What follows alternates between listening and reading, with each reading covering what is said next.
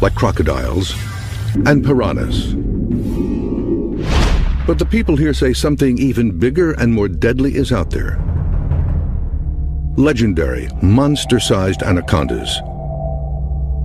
And they are becoming its prey. He's saying that there was 40 to 50 meters long. He had my whole hand in his mouth.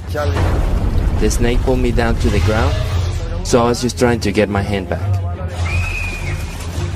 The girl was lost. No one could find her. The snake had already swallowed her. Anacondas are some of nature's most vicious predators, equipped with razor-sharp teeth and powerful muscles to crush their prey. The teeth of the anaconda are like needles that curve backwards. If you try to pull out, they go in even further, deeper. And then it throws a couple loops and starts squeezing incredibly powerfully. The prey is trying to get its breath, and with every breath, those coils just tighten up even more until cardiac arrest. Here you can see an anaconda making a meal of a capybara. The snake squeezes the animal, then swallows it whole. Eyewitness reports from around the world describe monster snakes reaching nearly 150 feet, or half a football field in length.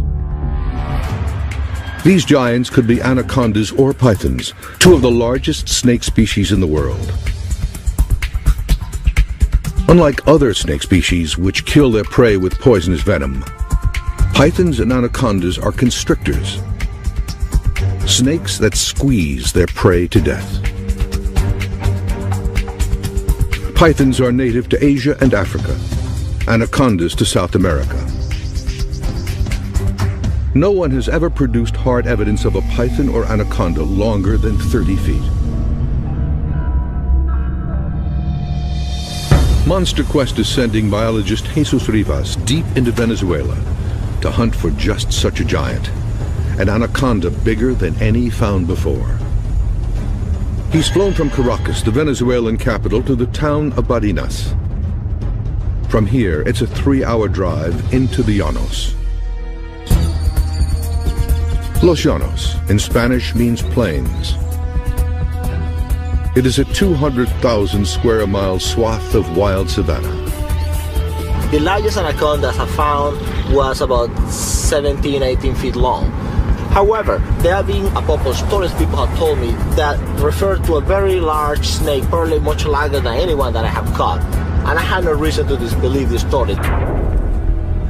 The first stop on Rivas's expedition is here, the tiny town of Montecao. It's the final outpost before leaving civilization behind. He's looking for clues from the locals about what they've seen. And he's led to this man. He just told me a story, actually quite remarkable, something that happened to his cousin 35 years ago. The man claims that his 13-year-old cousin had gone down to the local river alone. An anaconda approached. In the water, the snake was all but invisible.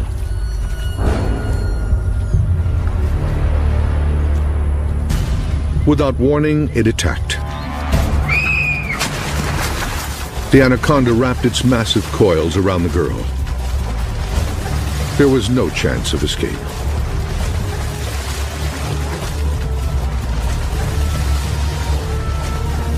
The snake squeezed the girl to death, then proceeded to swallow her whole. They found her, they killed it, they cut it open, and sure enough they found the little girl in the stomach of the snake.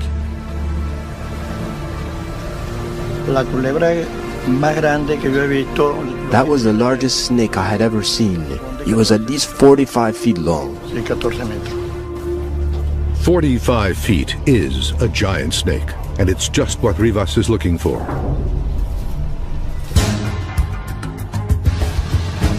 From this town, it's an hour's drive to this remote ranch called El Cedral. This will be Rivas's base of operations. Because anacondas can thrive on both land and in water, Rivas has a plan to search both for the elusive giant snake. He's pioneered a low-tech but daring technique to search for these predators, feeling for them with his bare feet. He'll also be armed with motion-triggered cameras and the latest military-grade sonar to help him peer into deeper waters. Existing evidence of giant snakes is sparse. One of the earliest and most famous accounts comes from British explorer Percy Fawcett, who in 1907 says he encountered a 62-foot anaconda in Brazil. Later expeditions came back with fantastic stories of killer snakes. But more recently, this series of photographs surfaced on the internet. They appear to show a man swallowed whole by a giant python. But are these photos hoaxes or real evidence of giant man-eating snakes? Experts will analyze this evidence. If you look at the ribs, they are facing towards the back, and that would be consistent with the snake swallowing towards the tail. The pythons in these photos are native to Asia and Africa, but there could be thousands of them right here in the United States, specifically in the Everglades of South Florida. This will be the site of another monster quest expedition. With more than 1.5 million acres of wilderness, this is a perfect hiding place for giant snakes, as seen in these shocking pictures taken in 2005. You can see a 13-foot Burmese python split almost in two after swallowing an alligator whole. On the upper right is the snake's head. On the left, its tail. The alligator's tail protrudes from the snake's ruptured belly. To look at an animal, for instance, like a python feeding on an alligator that it would not find in its normal habitat, shows that the animal would adapt to what's available to it. A snake's digestive systems are incredible. They can digest almost anything. And evidence suggests that these eating machines are on the move.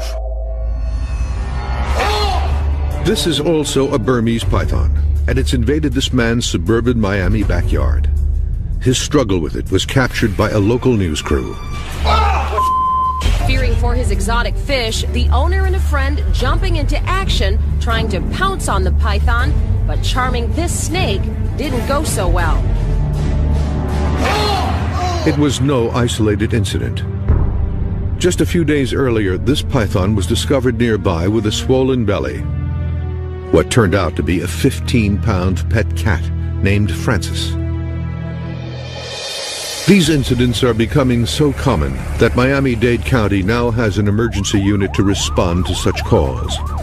It's called the Anti-Venom Unit. This is a big problem here in South Florida.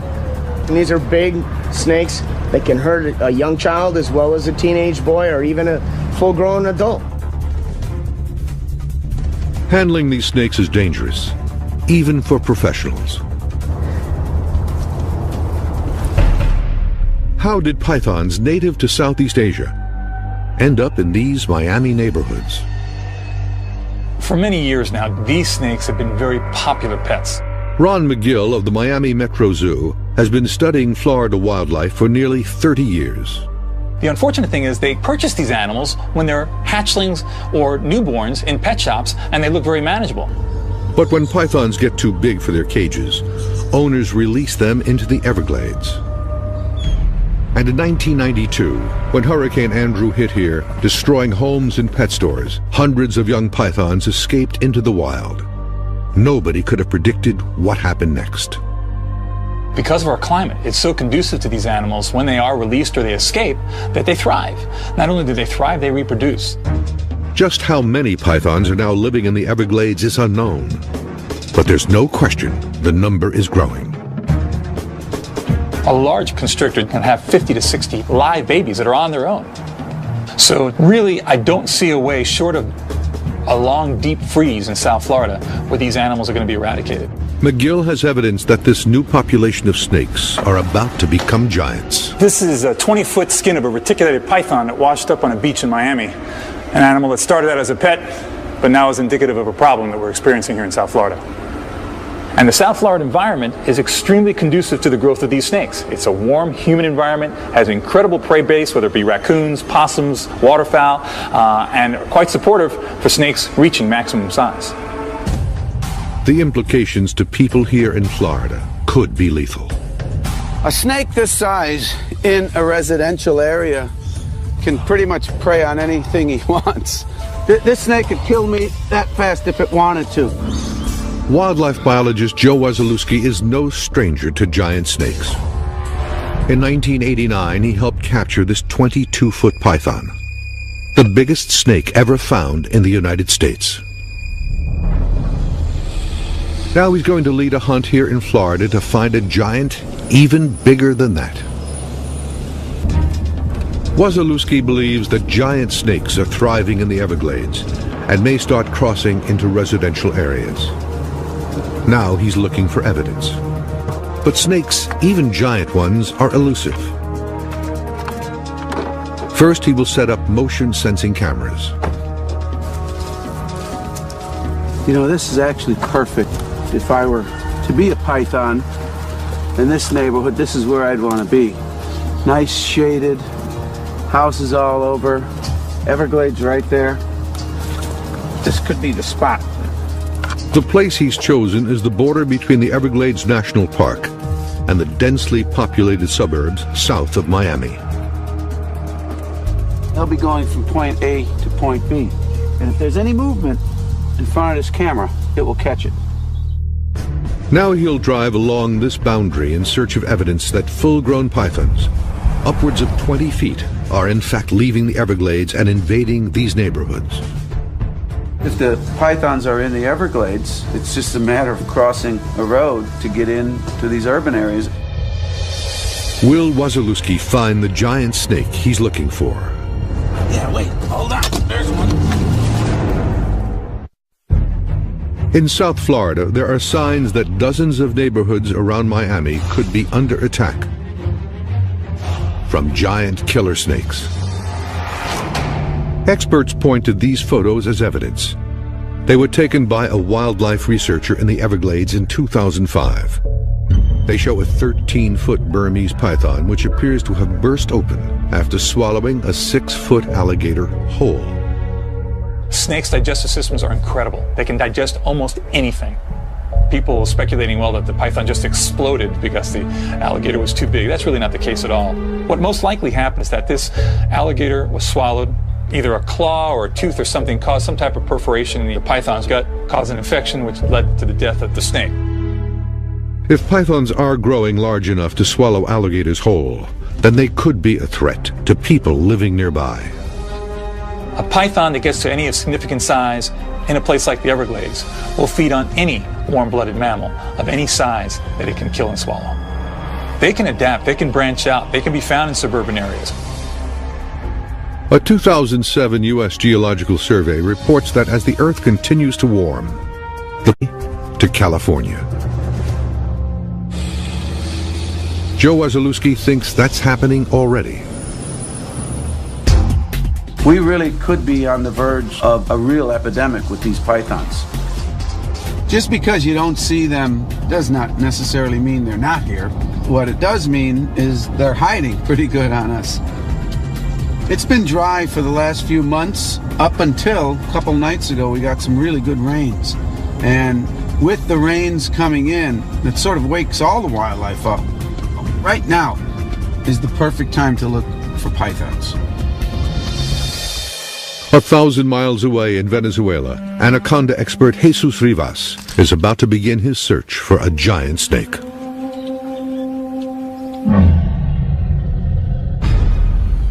This region of South America is a hotbed for giant snake sightings.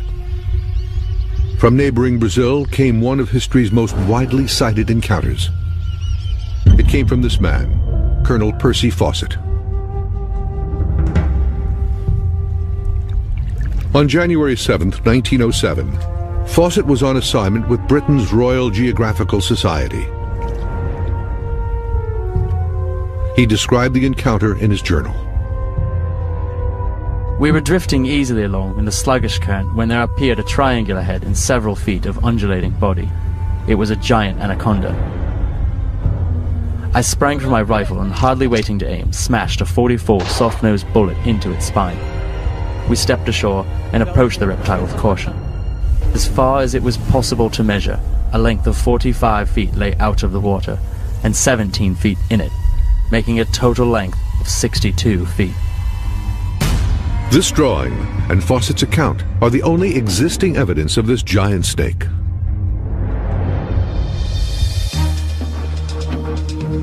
In his search for new evidence, Jesus Rivas will use cutting-edge sonar imaging technology, originally designed for the U.S. Navy to detect suspicious divers in restricted waters. The device is called the DIDSON, or Dual Frequency Identification Sonar. Ed Belcher and his team at Soundmetrics in Seattle, Washington, designed this device. This is an acoustic camera. It uses sound instead of light to generate an image. Rivas will encounter zero visibility conditions in his search for a giant anaconda.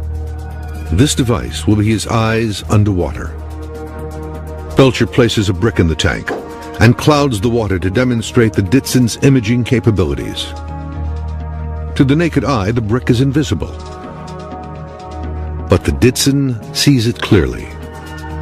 Now, this brick is only about 4 feet away, but in Venezuela, while you're looking for snakes, they'll be probably 30, 40 feet away, and we'll still be able to see those snakes. Once Rivas finds a snake, he'll be able to measure it to see if he's found an actual giant. Sonar has never been used before to search for giant snakes, and what Rivas finds could raise the evidentiary bar. Joining Rivas on his expedition are his old partners, Victor and Ramon.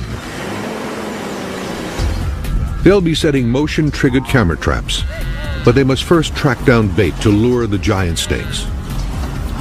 For that, they'll need to collect musk from another anaconda. Musk is a mysterious glandular excretion that Rivas believes could attract other snakes.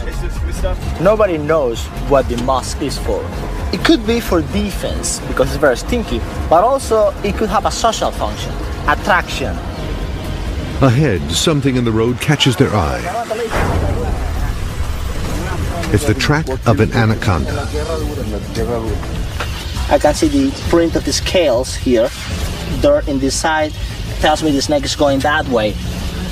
And because of that print size, I can tell this snake was about 8 to 9 feet long. When I see a track this fresh, I know it's only an hour or two old. So this anaconda has to be nearby.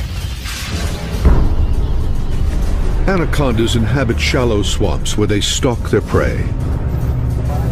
5 years ago, this particular swamp was the site of a near fatal attack.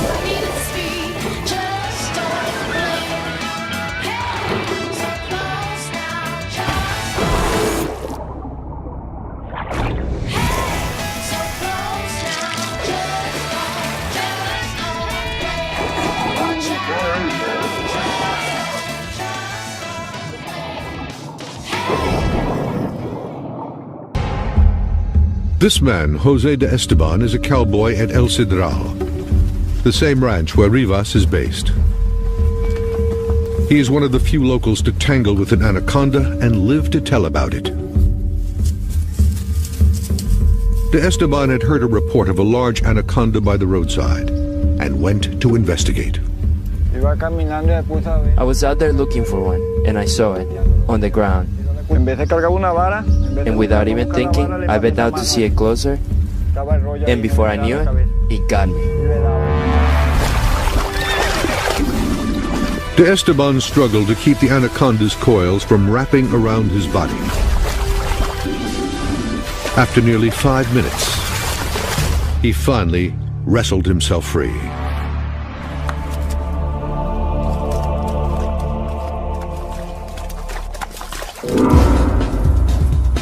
The team begins their search in the same swamp where De Esteban was attacked.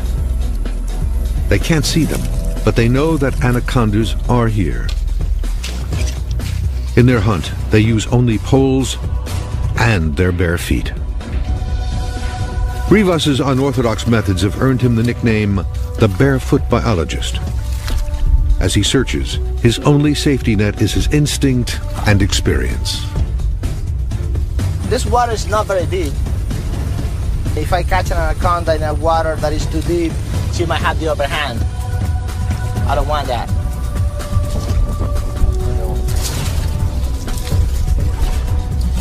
There's a snake here, not a very big one. There's another one right here. Rabong!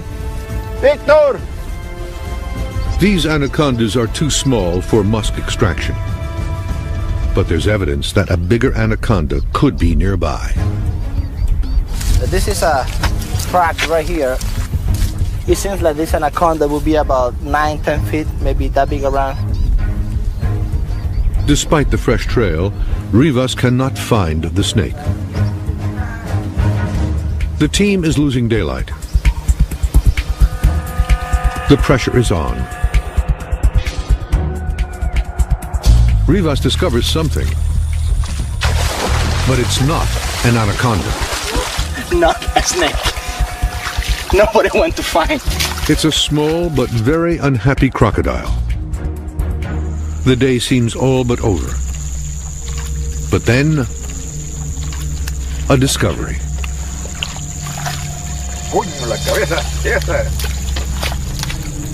Oh, it's very strong. For a small snake. Now this baby's actually putting the squeeze on my arm now. If it's any harder, I wouldn't be able to withstand it. This feisty anaconda is just right for Rivas to extract its musk. At first light, the team will set the camera traps and test the sonar. I can see how fat he is. And in Florida, a monster quest demonstration goes terribly wrong. He's got me. Snakes have been the object of fascination and worship throughout history. From the pharaoh's tombs of ancient Egypt, to Quetzalcoatl, the feathered serpent god of the Aztecs, to the Naga, a mythical river serpent in the Mekong Delta of Southeast Asia. 2 million snakes are the embodiment of evil and a source of paralyzing fear. That fear is very real in Venezuela and in Florida, where there could be evidence of giant pythons and anacondas. And 2 expeditions are underway to find them. In South Florida, the investigation is tracking escaped pet pythons that have for years been thriving and growing in the seclusion of the Everglades. But there are signs that they're now invading suburban neighborhoods. Captain Ernie Gilson, with Miami-Dade's anti-venom unit, has seen it firsthand. I've been doing this for 9.5 years, and we're getting more and more of these calls for recoveries every year. We foresee in the future that we will definitely see larger snakes, more calls on these larger constrictors than we have in the past. Come back around. The calls that we are receiving, they are a lot of large constrictors, 7 to 10 to 12 foot long. This year, I expect it to get worse.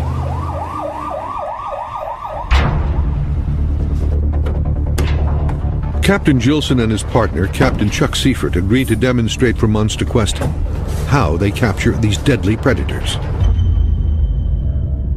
This is a 10-foot python caught on a recent call, and it's not happy. They try to subdue it by covering its head with this bag. But this python is intent on escape. They need to act fast. He's pissed at me. And as a last resort, Gilson abandons his tools for his bare hands. Maybe I can get him to chill. He needs to sneak up behind the snake, then grab it right below its head to stay clear of its jaws. I'm gonna walk around this way, since he's fixated there. Come from behind him and grab him.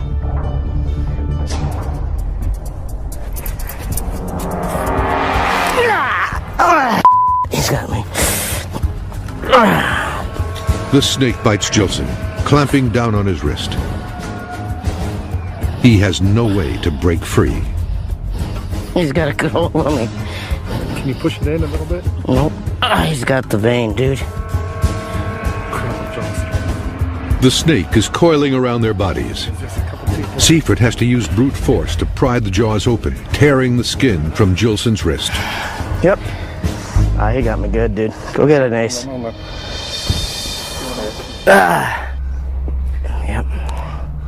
Yeah, it hurts like heck right now. They got real sharp teeth. As I approached him, my mistake was I didn't grab him close enough to his head.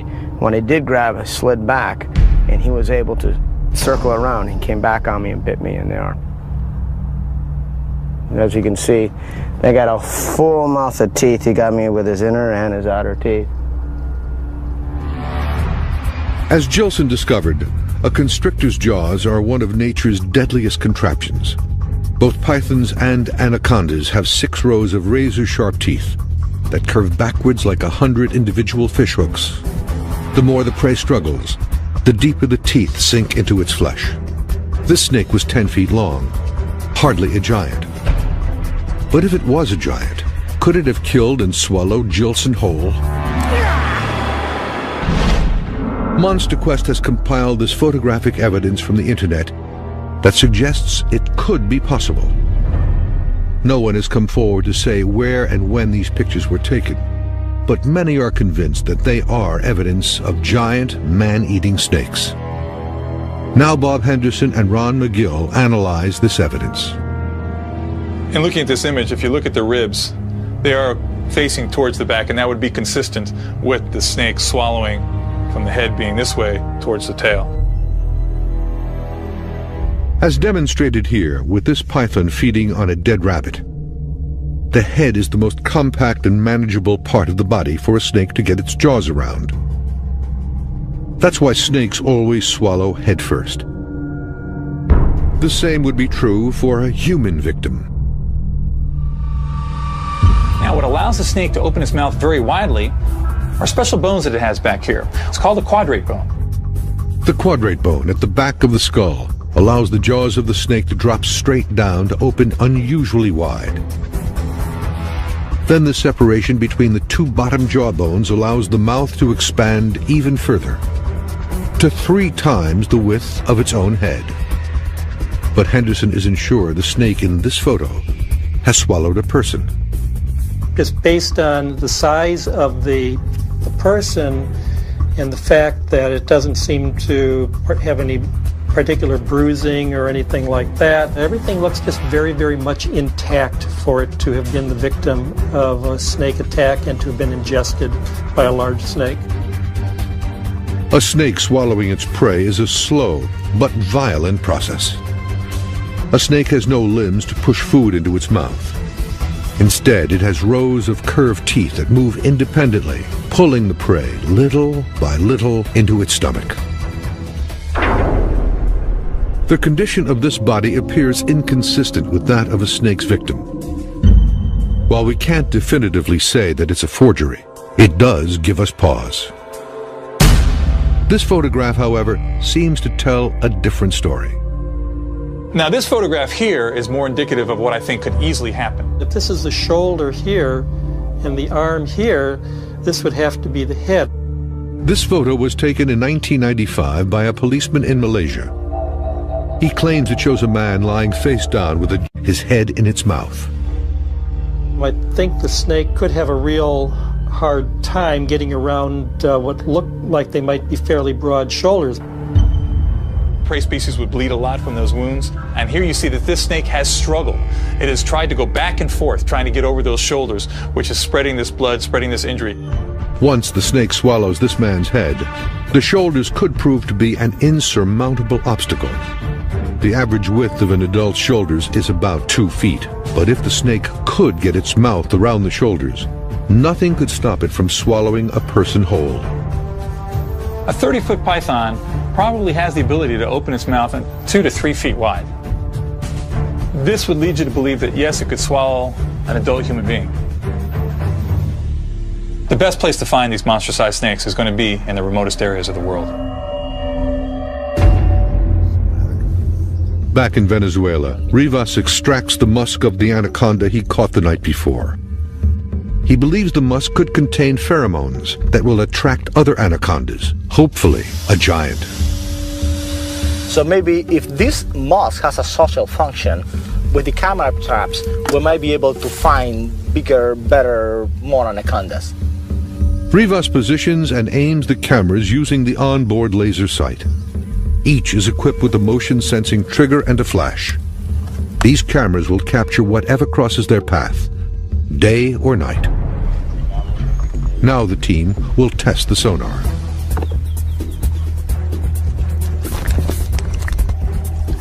Cool. I can see him. I can see his arms, his feet.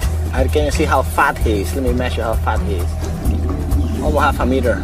To lose some weight, buddy. After the tests, Rivas heads into the field. This will be the first time such technology has ever been used to hunt for anacondas, and it could lead these researchers to the discovery of a lifetime. The biggest snake Rivas has found here was 17 feet.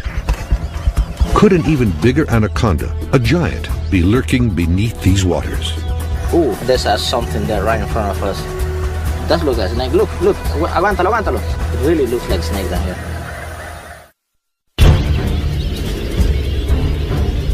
Around the world, legends are told of giant snakes measuring 150 feet or more, half the length of a football field.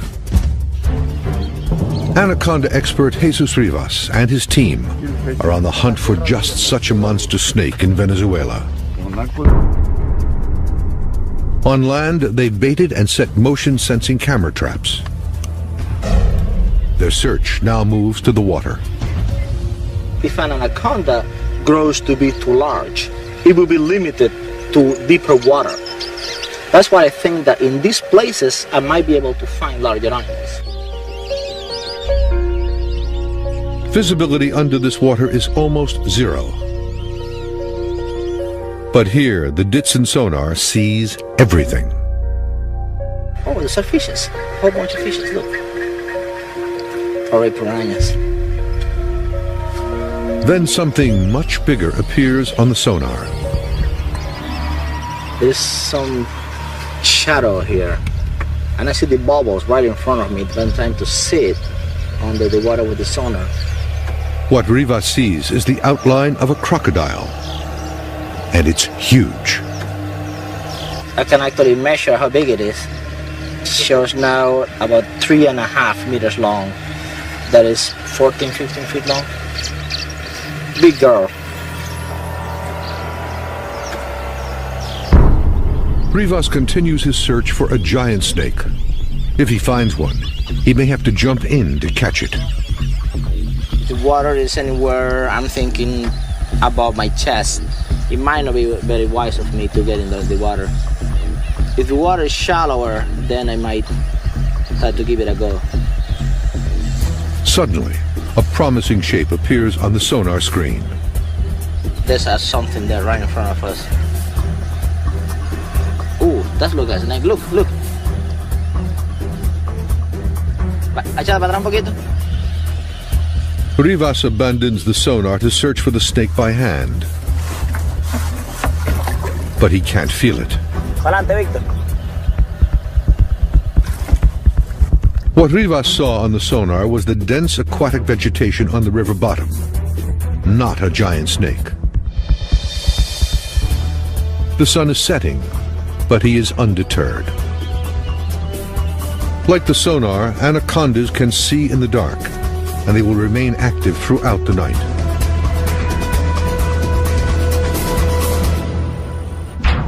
Back in South Florida, where the search for a giant snake continues, the day is also coming to an end. But that could be good news for biologist Joe Wasilewski.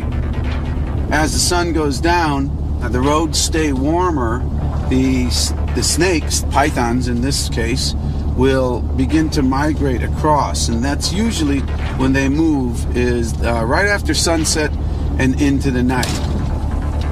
His search begins to look even more promising. This really is a good road. It's sort of secluded. There's a little bit of an orchard here. There's some nurseries, there's homes, and this is really perfect to find a python. His intuition is right. There you go. I think I see something. Yeah, wait. Hold on. There's one.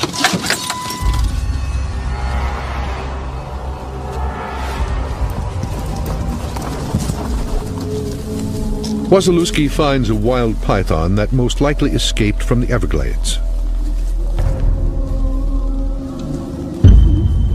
Oh yeah, I got it. Well, that's the one. It's about 8 feet long and about as mean as a python can be. I'll tell you what, if this were one 15, 20, 25 feet in length, there's no way I could get it off. The power of these animals is just absolutely amazing. Out of the Everglades and into this residential area, this python could prove deadly to anybody it encountered. If this one were to coil around someone's neck, this snake could actually choke off your trachea and your esophagus and you could not breathe. Believe it or not, a snake this size. The escalating presence of snakes this size could mean there are even bigger snakes migrating out of the Everglades. The big ones are out there, there's no question about it. But your chances are, if you see a python, it's going to be one around this size, simply because of the numbers game. There's hundreds of this size to 1 or 2 huge ones. We think it's a young population, and in the next few years is when they're going to start getting to these really massive sizes. But could be right now. We could see a big one tonight, tomorrow. A storm rolls in, and the rain puts a halt to Wasilewski's search. But the camera traps he set earlier could provide what he's hoping for. Evidence of a giant snake in these neighborhoods. And back in Venezuela, Rivas presses on through the night and is startled by what he sees next. Oh wow, there's a big guy right here. Right ahead of us, right there. Could this be their giant? In the wild plains of Venezuela and in these South Florida suburbs, evidence of giant snakes exists. In Venezuela, this cowboy narrowly escaped with his life. And this man says his 13-year-old cousin was swallowed whole by a 45-foot anaconda. In Florida, escaped pythons are invading neighborhoods, feeding on pets, even taking on the authorities sent to capture them. So far, no one's ever been killed here by one of these escaped pythons. However, these photographs prove they've become giants, large enough to swallow alligators whole. And these photographs, widely circulated on the internet, could be evidence that they are man-eaters. Although they can't be authenticated, experts agree it could have happened. I think if a 30-foot constrictor, an anaconda, a python did exist and it did come across a human being and it was hungry, there'd be nothing that would stop it from swallowing that human being. History is filled with accounts of giant snakes, some over 150 feet in length. Can science now prove the existence of such a snake? In the wilds of Venezuela, motion-sensing cameras are keeping watch on land. And by the light of the full moon, Jesus Rivas continues his search of the waters. Anacondas are very patient animals. If you want to deal with them, you just need to be just as patient as they are. Even in the pitch-black waters, the state-of-the-art sonar sees everything. Rivas is hoping for a glimpse of the snake's distinctive coils. And he gets one. Oh wow, there's a big guy right here, right ahead of us. Víctor, chequea esta bolita aquí que está aquí. Aquí en el lado. Check this out, this really looks like an anaconda right here, right in this patch of vegetation. ¿Sientes algo ahí? Is this a giant anaconda? Víctor, aguántate. There's a really big thing right there. That is a big guy. No hay nada, pura bola. But the shape disappears into the dense underwater vegetation. The team combs this section of the river again, Por allá. but can't find the No snake. sientes nada, busca allá. Nada. No hay nada. But there is hope. The sonar has recorded the entire search. And back at the ranch, Rivas can now analyze the footage. He'll also be able to review any still pictures from the motion-sensing cameras. This must seem like it took a lot of pictures. The memory cards on the cameras are full. But windblown leaves, birds, and capybaras are all that set them off. Not any snake, not any of the things I was looking for. But the sonar images could prove to be promising. There's a mysterious shadow. It looks like a curl about 5 feet across. It would be a big snake, but I can't really make out what it is. A snake 5 feet across would truly be a giant. But what Rivas sees is just an illusion on the river bottom. See, the aquatic vegetation really resembled anacondas. Many times I saw something, and when I checked it out in person, there wasn't anything. Rivas remains convinced the eyewitness reports here are true, and he'll be back to search again. I have heard a few stories that I have no reason to disbelieve, and they all report anacondas significantly larger than what I have caught. So whether they can grow larger, yes, I believe it's possible. I'd love to see it. Back in Florida, Joe Wazalewski captured this 8-foot-long python in a residential neighborhood. Now, for the first time, he'll check his motion-sensing cameras for evidence of even bigger pythons leaving the Everglades behind. Okay, let's see what we got here. Oh, there's the dog. So the camera does work. Whoa, look at that. Wait a minute. That's the whole snake. Wow. Now that is a great shot. There's the head, the tail. That thing is at least 12 feet long. This